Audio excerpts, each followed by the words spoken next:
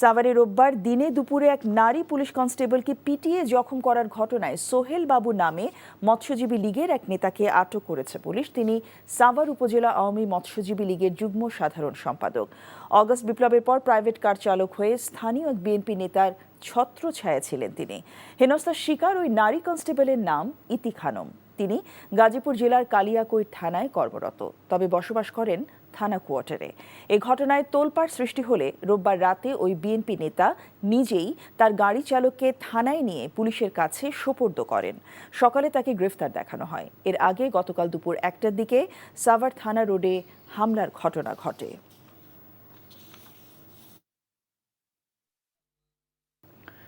রাজধানী চেয়ারম্যান বাড়ি এলাকায় সড়ক দুর্ঘটনায় 2 পোশাক শ্রমিক নিহতের ঘটনায় সকাল থেকে ঢাকা ময়মনসিংহ মহাসড়ক অবরোধ করেছে গার্মেন্টস শ্রমিকরা। এ অবস্থায় সকাল থেকে বিমানবন্দর থেকে ঢাকামুখী যানবাহন ও উত্তরামুখী যানবাহন চলাচল বন্ধ আছে। মোটরবাইক সহ কোনো প্রকারে যান চলাচল করতে দিচ্ছে না বিক্ষুব্ধ শ্রমিকরা। ঘটনাস্থলে আইনশৃঙ্খলা রক্ষাকারী বাহিনীর সদস্যরা উপস্থিত থাকলেও অবস্থার কোনো উন্নতি হয়নি। রাস্তার দুই দিকে কয়েক কিলোমিটার দীর্ঘ যানজট তৈরি হয়েছে। অফিসগামী কর্মজীবী মানুষরা পায়ে হেঁটে কর্মস্থলের পথে রওনা হয়েছে। এর আগে সকাল 6:45টার দিকে চেয়ারম্যান বাড়ি এলাকায় সুমাইয়া ও মিনারা আক্তার নামের 2 শ্রমিক নিহত হয়। অবরোধের এক পর্যায়ে বিক্ষুব্ধ শ্রমিকরা নিহতের কফিন নিয়ে রাস্তা অবরোধ করে। শ্রমিকের মৃত্যুর ঘটনায় প্রশাসনের কোনো ব্যবস্থা না নেওয়া পর্যন্ত ও চালককে গ্রেফতার না করা পর্যন্ত সড়ক অবরোধ থাকবে বলে জানিয়েছে বিক্ষুব্ধ শ্রমিকরা।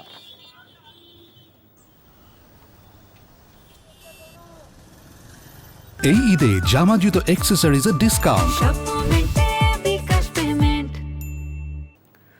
দ্রুততম সময়ের মধ্যে মাগুরার ঘটনায় ধর্ষকের দৃষ্টান্তমূলক শাস্তির দাবি জানিয়েছেন বিএনপির সিনিয়র যুগ্ম মহাসচিব রুহুল কবির রিজভী। ধর্ষণের প্রতিবাদে রাজধানীর নয়াপল্টনে জাতীয়তাবাদী মহিলা দলের প্রতিবাদ সমাবেশ থেকে তিনি এ দাবি জানান।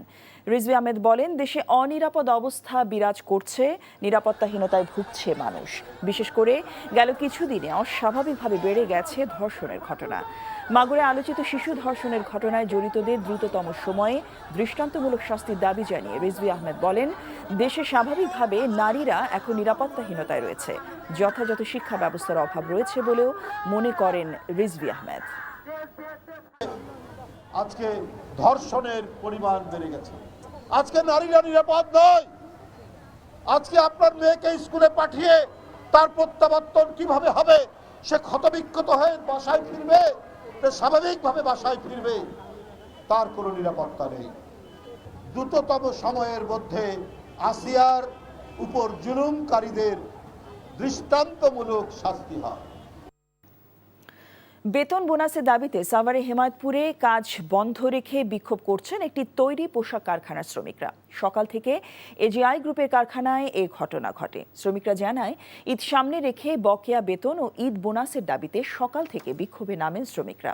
বেতন বোনাস না পাওয়া পর্যন্ত কাজে যোগ না দেওয়ার বিষয়ে অনড় অবস্থানের কথা জানান তারা। খবর পেয়ে গণমাধ্যম কর্মীরা কারখানার সামনে গেলেও তাদের প্রবেশ করতে দেওয়া হয়নি। উদ্ভূত পরিস্থিতিতে কারখানার সামনে শিল্প পুলিশ মোতায়েন করা হয়েছে।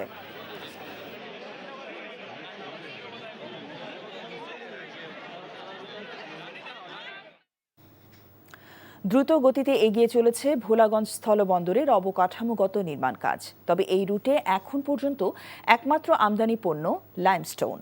পণ্য রপ্তানি চাহিদা না থাকা ও বন্দরের বিপরীতে ভারত অংশে কোনো অবকাঠামোগত সুবিধা গড়ে না ওঠায় মুখ থুবড়ে পড়তে পারে নির্মাণাধীন স্থলবন্দরটি। সিলেট থেকে আনিস রহমানের ক্যামেরায় সজল ছত্রী রিপোর্ট। সিলেটের কোম্পানীগঞ্জ উপজেলার সীমান্তে দেশের 24তম স্থলবন্দর হতে যাচ্ছে নির্মাণাধীন ভোলাগঞ্জ স্থলবন্দর। বর্তমান ভোলাগঞ্জ শুল্ক স্টেশন দিয়ে শুধু ভারতের পাহাড় ভাঙ্গা পাথর আমদানি করা হয়, তবে বাংলাদেশ থেকে রপ্তানি হয় না কিছুই। আর তাই সরকারি প্রকল্প নিয়ে আছে মিশ্র প্রতিক্রিয়া। নিয়ম অনুযায়ী বন্দরের উভয় পাশে স্থলবন্দর নির্মাণের কথা থাকলেও ভারত অংশে নেই কোনো তৎপরতা। বন্দর হয়ে গেলে আমাদের এখন পণ্যটা মাপার দিকে একটু আমরা সমস্যাটা আছি, এটা বড় সমস্যা ফেস করতেছি। আশা করি বন্দর হয়ে গেলে আমাদের সমস্যাটা সমাধান হয়ে যাবে। শুধুমাত্র পাথরের জন্য যে সরকারে এত টাকা খরচ করবে, এই ল্যান্ডপুট করবে, আর ইন্ডিয়ান সিটিতে এটা হচ্ছে না। অনার্থ দেশের এই কোটি কোটি টাকা এখানে খরচ করা হচ্ছে, এখানে দেশের জনগণের কোনো কাজে লাগবে না। তবে সমন্বয়ের মাধ্যমে জেলার সবগুলো শুল্ক স্টেশন ও স্থলবন্দরের রাজস্ব আয় বৃদ্ধির পরিকল্পনার কথা জানিয়েছে প্রশাসন। পূর্ণাঙ্গ বন্দর হলে কমবে আমদানিতে রাজস্ব ফাঁকির প্রবণতাও। আমরা এগুলোর কার্যকারিতা কি বা কতটুকু প্রয়োজনীয়তা আছে সেটা নিয়ে কাস্টমসের সাথে অলরেডি আমরা একটা সভা ডেকেছিলাম, কিন্তু কাস্টমসের পক্ষ থেকে প্রয়োজনীয় ডাটাগুলোর সন্নিবেশ করতে একটু সময় লাগছে। এই সময়টা শেষ হয়ে তাদের কাছ থেকে আমরা পরিপূর্ণ ডাটা পেলেই কোনটা আসলে কতটুকু প্রয়োজন সেটা আমরা নিরূপণ করতে সক্ষম হব। চলতি বছরের মাঝামাঝিতে শেষ হবে 175 কোটি টাকা প্রাথমিক ব্যয় ধরে 2019 সালে গৃহীত ভোলাগঞ্জ স্থলবন্দরের অবকাঠামো নির্মাণ প্রকল্প। সজল ছত্রী, এনটিভি নিউজ, সিলেট। মানিকগঞ্জে জুলহাস যমুনা নদীর পাড়ে নিজের তৈরি আরসি বিমান আকাশে উড়িয়ে দেশ জুড়ে আলোড়ন সৃষ্টি করেছেন। তাকে নিয়ে এখন গর্বিত এলাকাবাসী। নানা শ্রেণী পেশার মানুষ তার প্রশংসার পাশাপাশি তার বাড়িতে এসে তাকে অভিনন্দন জানাচ্ছেন। এখন মানিকগঞ্জ থেকে আহমেদ সাব্বির সোহেলের পাঠানো রিপোর্ট।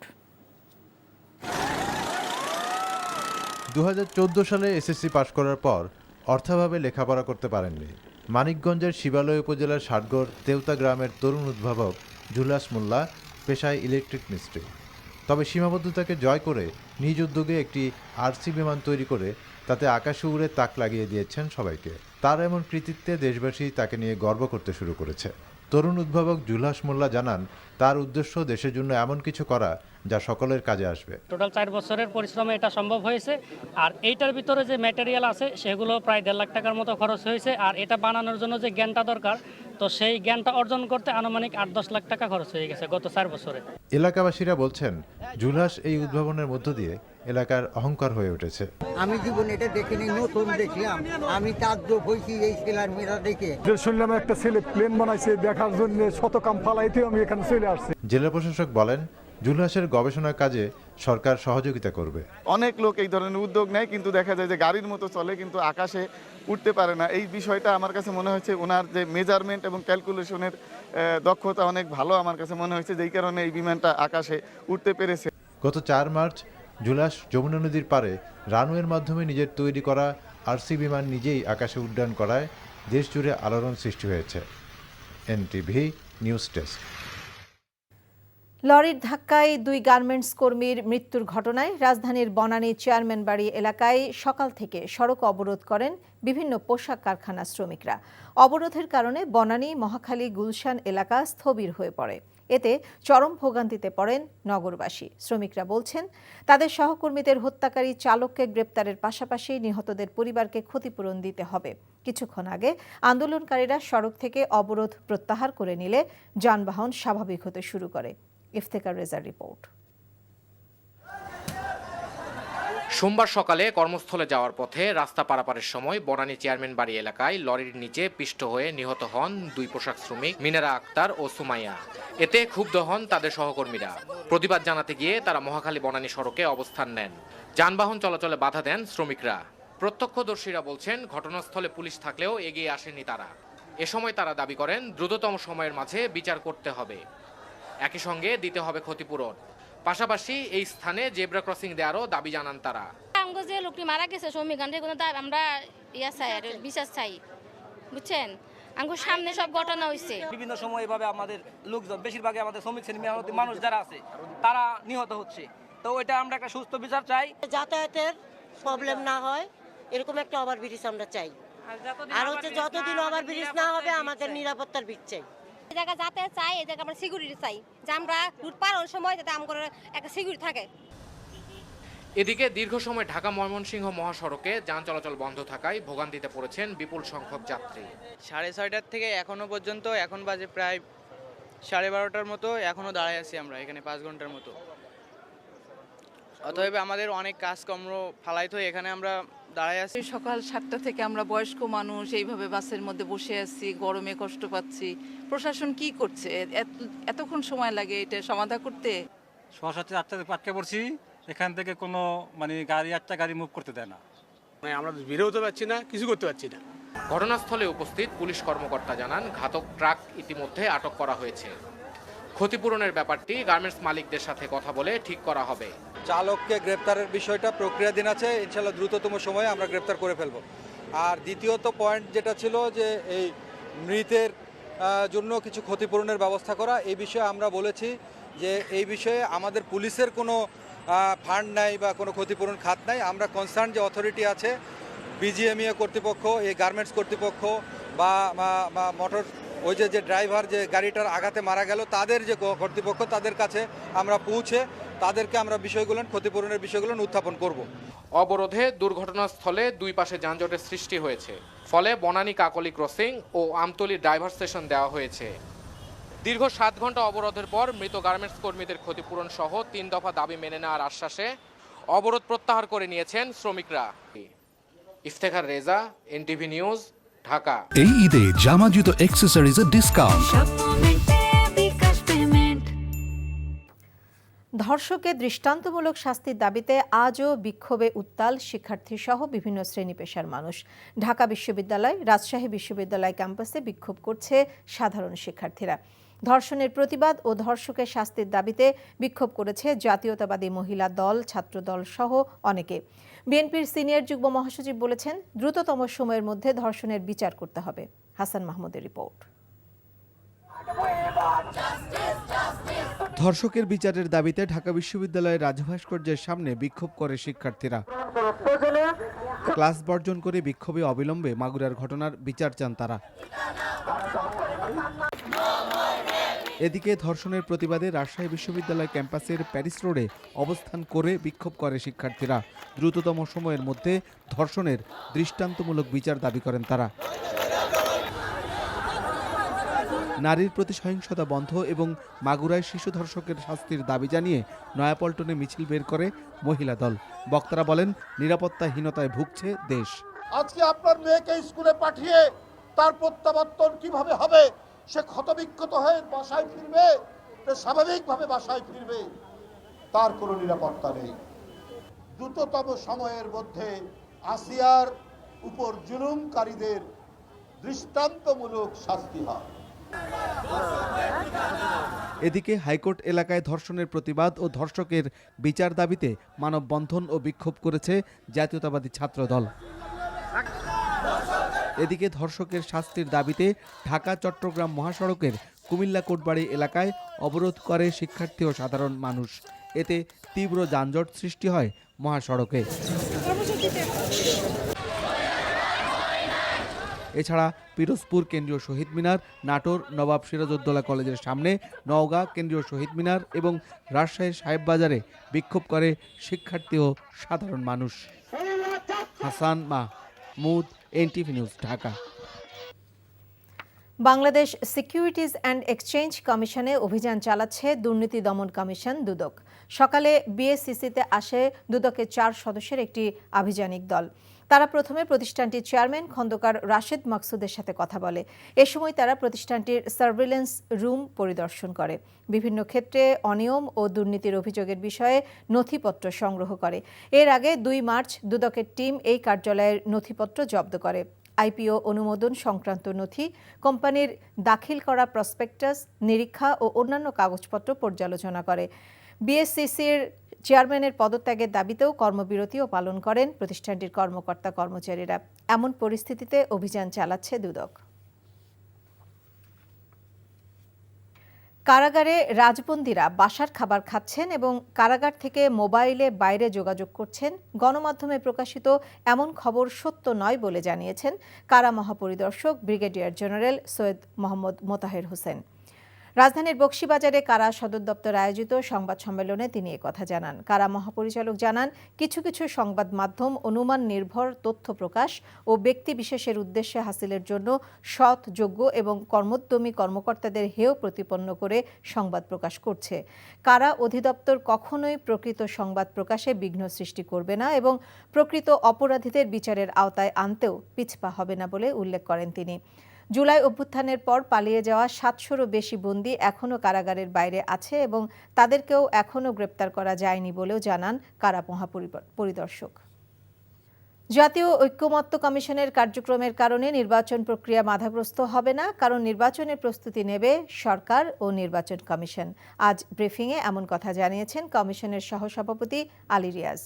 ঐক্যমত্য কমিশনের সহসভাপতি বলেন, বিভিন্ন সংস্কার কমিশনের সুপারিশ বাস্তবায়নে রাজনৈতিক দলের সাথে আলোচনা করা হবে।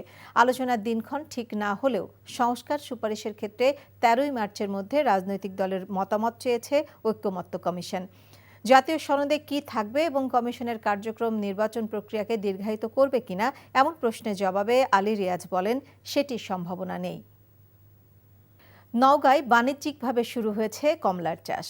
কম খরচে সুমিষ্ট কমলা চাষে লাভবান হচ্ছেন বাগানীরা।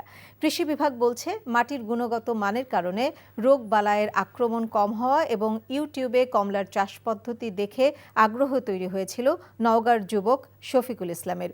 এরপর নিজের 15 কাঠা জমিতে শুরু করেন কমলার চাষ। এবার প্রতি গাছে ফলন এসেছে অন্তত 25 কেজি। সার কীটনাশকের খরচ তেমন নেই, তাই বড় লাভের সম্ভাবনা দেখছেন তিনি। স্থানীয়রা বলছেন, আকারে কিছুটা ছোট হলেও ফলের স্বাদ আছে বেশ।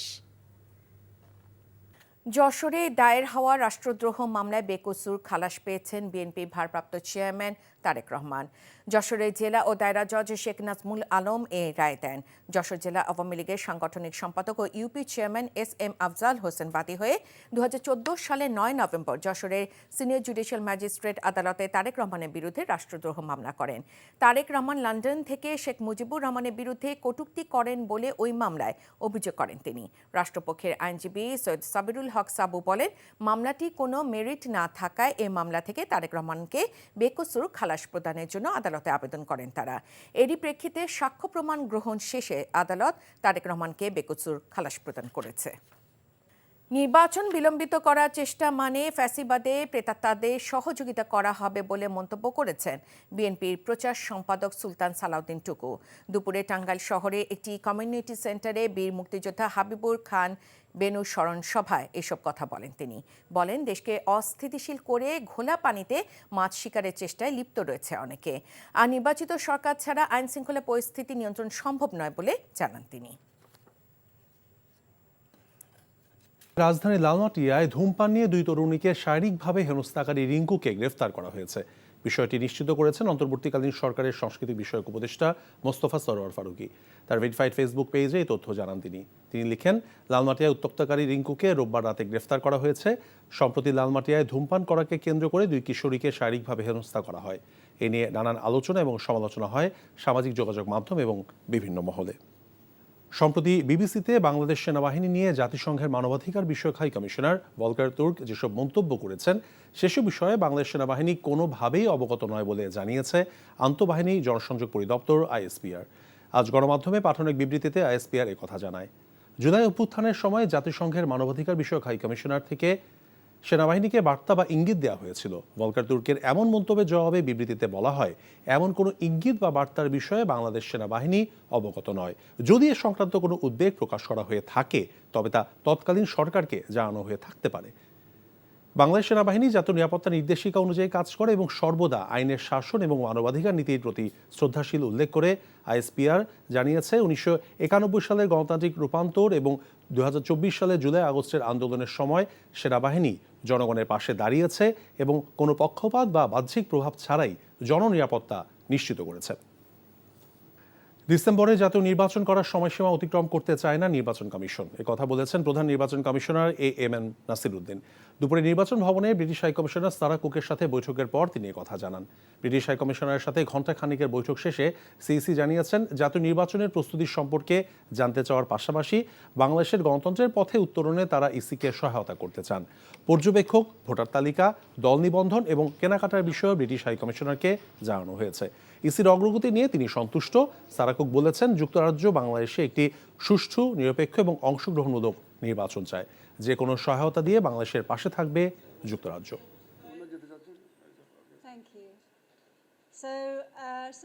As you know, the UK is supportive of the consensus building and reform process to help create the conditions for free, fair and inclusive elections here in Bangladesh. আমাদের যে অবজারভার পলিসিগুলো আমরা রিভাইজ করতেছি, তারপরে আমরা সময় মতো ওই অবজারভার নিয়োগের প্রক্রিয়াটাও আমরা শুরু করব। কিন্তু একটা টাইমলাইন আছে, আর্লিয়েস্ট ইন ডিসেম্বর, সেটাকে মাথায় রেখে আমাদের প্রস্তুতি আমরা যাতে নিয়ে যাচ্ছি, যাতে ডিসেম্বরে ইলেকশন হলে তো সে অক্টোবরে শিডিউল ঘোষণা করতে হবে। তো আমরা যাতে ওই টাইম লাইনটা মিস না করি সেভাবে প্রস্তুতি নিচ্ছি। বিচার, সংস্কার এবং গণপরিষদ নির্বাচনের মাধ্যমে নতুন সংবিধানের দাবিতে শিগগিরই রাজপথে নামার ঘোষণা দিয়েছেন জাতীয় নাগরিক পার্টি এনসিপির আহ্বায়ক নাহিদ ইসলাম। শহীদ পরিবার এবং জুলাই যোদ্ধাদের সম্মানে এনসিপি আয়োজিত ইফতারে অংশ নিয়ে এই ঘোষণা দেন তিনি। নির্বাচনের নাম দিয়ে সংস্কার এবং বিচার পেছানোর অপচেষ্টা না করার আহ্বান জানান তিনি। নূর হোসেনের রিপোর্ট।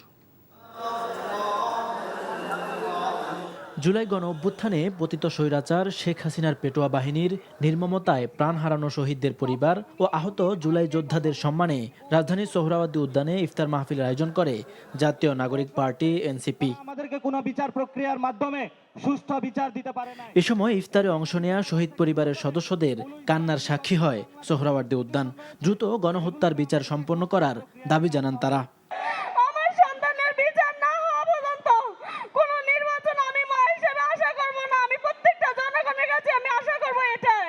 যারা শহীদ হয়েছে এবং আহত হয়েছে তাদের বিচার অবশ্যই সবার আগে চাই। গণ অভ্যুত্থানের মধ্য দিয়ে আওয়ামী ফ্যাসিবাদী রাজনীতির সমাপ্তি ঘটেছে উল্লেখ করে দ্রুত বিচার ও সংস্কারের রোডম্যাপ দেওয়ার দাবি জানান জাতীয় নাগরিক পার্টির আহ্বায়ক। শেখ হাসিনা এবং আওয়ামী লীগের খুনিদেরকে আসামি করে মামলা করা হয়েছে। যদি এর বিচার ছাড়াই আরেকটি সরকার চলে আসে তাহলে কি নিশ্চয়তা আছে যে আওয়ামী লীগকে আবার পুনর্বাসিত করা হবে না এই বাংলাদেশে? দ্রুত বিচার ও সংস্কারের রোডম্যাপ ঘোষণা করতে হবে। কত দিনের মধ্যে কোন প্রক্রিয়ায় আমরা দৃশ্যমান বিচার কার্যক্রম দেখতে পারবো এবং দৃশ্যমান সংস্কার আমরা বাস্তবায়ন করতে পারবো, সেটা সুস্পষ্ট রোডম্যাপ অবিলম্বে ঘোষণা করতে হবে। গণপরিষদ নির্বাচনের মাধ্যমে নতুন সংবিধানের দাবিতে ছাত্র জনতাকে সাথে নিয়ে আবারও রাজপথে নামার ঘোষণা দেন নাহিদ ইসলাম। আর বিচার ছাড়া নির্বাচন হলে শহীদদের রক্তের সঙ্গে বেইমানি হবে বলে জানান এনসিপির মুখ্য সংগঠক সার্জিস আলম। জুলাই গণঅভ্যুত্থানের মধ্যে দিয়ে এই সংবিধান, এই ফ্যাসিস্ট সংবিধান অকার্যকর হয়েছে, ব্যর্থ প্রমাণিত হয়েছে। ফলে জুলাই গণঅভ্যুত্থানকে একটি সাংবিধানিক স্বীকৃতি দিয়ে নতুন একটি সংবিধান এই জাতিকে আমরা উপহার দিয়ে যাব ইনশাআল্লাহ। বিচার, সংস্কার এবং গণপরিষদ নির্বাচনের মাধ্যমে সংবিধান সেটি আদায়ে খুব দ্রুতই আবার রাজপথে নামবো। এই রক্তের উপরে দাঁড়িয়ে নির্বাচনের কথা বলো, সেই রক্তের বিচার না চাইতে বেঈমানের মতো এভাবে নির্বাচনের কথা বলতে লজ্জা লাগে না? বিচার ও সংস্কার পেছানোর অপচেষ্টা না করতে রাজনৈতিক দলগুলোর প্রতি আহ্বানও জানান জাতীয় নাগরিক পার্টির প্রধান নাহিদ ইসলাম। নূর হোসেন, এনটিভি নিউজ, ঢাকা। সাবেক স্বৈরাচার শেখ হাসিনা, তার পরিবার এবং তাদের স্বার্থ সংশ্লিষ্ট 11 ব্যক্তি ও প্রতিষ্ঠানের বিভিন্ন দেশে অর্থ পাচারের প্রমাণ পেয়েছে সরকার টাস্কফোর্স। প্রধান উপদেষ্টা প্রেস সচিব শফিকুল আলম জানিয়েছেন, বিদেশে পাচার হওয়া সেই অর্থ ফেরত আনতে দ্রুতই বিশেষ আইনে করা হচ্ছে। এ ব্যাপারে সহায়তার জন্য আলোচনা চলছে দেশি বিদেশি ল ফার্মের সাথে। রিপোর্ট আরও জানাচ্ছেন শফিক মাহমুদ সাগর। বিগত সরকারের আমলে বিদেশে পাচার হওয়া অর্থ ফিরিয়ে আনতে প্রধান উপদেষ্টা ডক্টর মোহাম্মদ ইউনূসের নেতৃত্বে সরকারের গঠিত টাস্কফোর্সের বৈঠক আয়োজিত হয়। বৈঠকের পর এ বিষয়ে সংবাদ সম্মেলনে প্রধান উপদেষ্টার প্রেস সচিব জানান, নানা উপায়ে বিলিয়ন বিলিয়ন ডলার দেশ থেকে পাচার হয়েছে, যা উদ্ধারে দ্রুত পদক্ষেপ নিতে প্রধান উপদেষ্টা নির্দেশনা দিয়েছেন উল্লেখ করে তিনি বলেন, আইনি নীতিমালায় বিশেষ সংযোজন আনা হচ্ছে। যে আপনারা জানেন যে অনেক ছেলে মেয়ে বিদেশে পড়তে যায়। একটা কেসে দেখা যাচ্ছে যে ছেলের যে টিউশন ফি, একজন তার চিলড্রেনের টিউশন ফি পাঠিয়েছেন 400 কোটি টাকার উপরে, 400-500 কোটি টাকা। একটা স্পেশাল আইন করার, এই টাকাটা কিভাবে আনা যায় এটা ত্বরান্বিত করার জন্য এবং এই যে কাজগুলো যে হচ্ছে সেই কাজগুলোর মধ্যে কোঅর্ডিনেশনটা আরো স্মুথলি করার জন্য একটা আইন খুব শীঘ্রই করা হবে। যুক্তরাষ্ট্র, যুক্তরাজ্য, মালয়েশিয়া, সিঙ্গাপুর, হংকং এবং কেম্যান দ্বীপপুঞ্জে সাবেক প্রধানমন্ত্রী শেখ হাসিনা ও তার পরিবারের সদস্যদের অবৈধ সম্পদের সন্ধান পেয়েছে তদন্ত কমিটি। এ তথ্য জানিয়ে প্রেস সচিব বলেন, বাংলাদেশ সরকারের পক্ষ থেকে সেসব দেশে অভিযুক্তদের ব্যাংক অ্যাকাউন্ট ফ্রিজ করতে আহ্বান জানানো হয়েছে। সাবেক প্রধানমন্ত্রী শেখ হাসিনা, তার পরিবার ও তাদের স্বার্থ সংশ্লিষ্ট ব্যক্তি এবং প্রতিষ্ঠানের বিষয়ে যেটা বিএফআইইউ এবং যৌথ তদন্ত দল গোয়েন্দা প্রতিবেদন দুদকে প্রেরণ করা হয়েছে। 5.15 কোটি টাকা স্থিতি সহ 11টি ব্যাংক হিসাব অবরুদ্ধকরণ মানে ফ্রিজিং করা হয়েছে, যেটা বিএফআইইউ করেছে, এবং সকল ব্যাংক হিসাবের তথ্য দুদকে প্রেরণ করা হয়েছে। সংবাদ সম্মেলনে জানানো হয়, পাচারকৃত অর্থ উদ্ধারে বিশ্বব্যাংক, যুক্তরাষ্ট্র, international anti corruption coordination centre এবং ইন্টারন্যাশনাল সেন্টার ফর অ্যাসেট রিকভারির সহায়তা নিচ্ছে সরকার। শফি মাহমুদ সাগর, এনটিভি নিউজ, ঢাকা। দেশে ক্ষমতার পরিবর্তন ছাড়া অন্য কোনো পরিবর্তন সম্ভব নয় বলে মন্তব্য করেছেন বিএনপির স্থায়ী কমিটির সদস্য নজরুল ইসলাম খান। তিনি বলেন, সংবিধান পরিবর্তন, সংশোধন সহ যেসব দাবি উঠছে তা পূরণের জন্য সুষ্ঠু এবং অবাধ নির্বাচনের মাধ্যমে ক্ষমতার পরিবর্তন প্রয়োজন। রাজধানীর একটি হোটেলে বিএনপির ভারপ্রাপ্ত চেয়ারম্যান তারেক রহমানের নেতৃত্ব এবং শেখ হাসিনার দুঃশাসন নিয়ে লেখা দুটি বইয়ের মোড়ক উন্মোচন অনুষ্ঠানে এমন মন্তব্য করেন নজরুল ইসলাম খান। আওয়ামী শাসন ব্যবস্থাকে দুর্নীতি এবং দুঃশাসনের যুগ বলেও তিনি মন্তব্য করেন। রাষ্ট্র এবং সহনশীল উন্নত সমাজ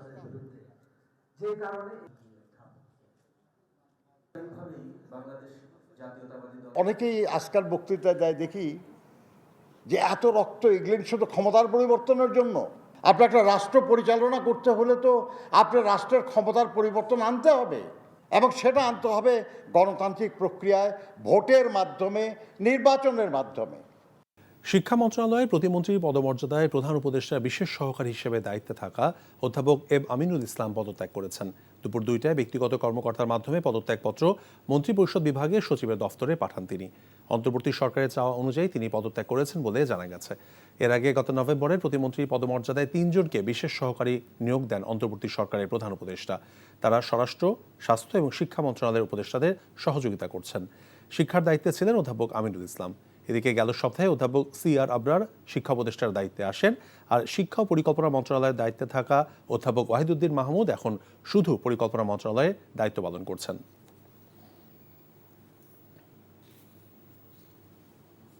ডক্টর আনিসুজ্জামান চৌধুরীকে প্রতিমন্ত্রী পদমর্যাদায় প্রধান উপদেষ্টা বিশেষ সহকারী হিসেবে নিয়োগ দেওয়া হয়েছে। তিনি অর্থ মন্ত্রণালয়ের দায়িত্ব পালন করবেন বলে এক প্রজ্ঞাপনে এই তথ্য জানা গেছে। প্রজ্ঞাপনে বলা হয়েছে, উপদেষ্টাকে সহায়তা করতে ডক্টর আনিসুজ্জামান চৌধুরীকে অর্থ মন্ত্রণালয়ের নির্বাহী ক্ষমতা দেওয়া হয়েছে। আনিসুজ্জামান চৌধুরী বর্তমানে Western Sydney University School of Social Sciences and Psychology এবং Australian Defence Force Academy, University of New South ওয়েলসের স্কুল অফ বিজনেসে একযোগে অতিথি অধ্যাপক হিসেবে কর্মরত রয়েছেন। এর আগে জাতিসংঘের শীর্ষ পদেও দায়িত্ব পালন করেছেন তিনি। বিএনপি নেতা ও সাবেক কমিশনার চৌধুরী আলম গুমের ঘটনায় আওয়ামী লীগ নেতা মোফাজ্জল হোসেন চৌধুরী মায়া সহ 18 জনের বিরুদ্ধে আন্তর্জাতিক অপরাধ ট্রাইব্যুনালে অভিযোগ দায়ের করেছেন তার ছেলে আবু সাইদ চৌধুরী। সোমবার ট্রাইব্যুনালের চিফ প্রসিকিউটর কার্যালয়ে অভিযোগ দায়ের করা হয়। অভিযোগে অন্য যাদের আসামি করা হয়েছে তারা হলেন বরখাস্ত মেজর জেনারেল জিয়াউল আহসান, বরখাস্ত rear admiral Sohail, colonel Mohammad Mujibur, বরখাস্ত লেফটেন্যান্ট জেনারেল রিয়াজুল ইসলাম, মেজর এরশাদ, যুবলীগ নেতা ইসমাইল চৌধুরী সম্রাট, সাবেক কাউন্সিলর ফরিদউদ্দিন রতন, নিসার উদ্দিন আহমেদ কাজল, সাবেক সংসদ সদস্য আফজাল হোসেন ও আওয়ামী লীগ নেতা বাহাউদ্দিন নাসিম। 2010 সালে চৌধুরী আলমকে গুম করা হয়।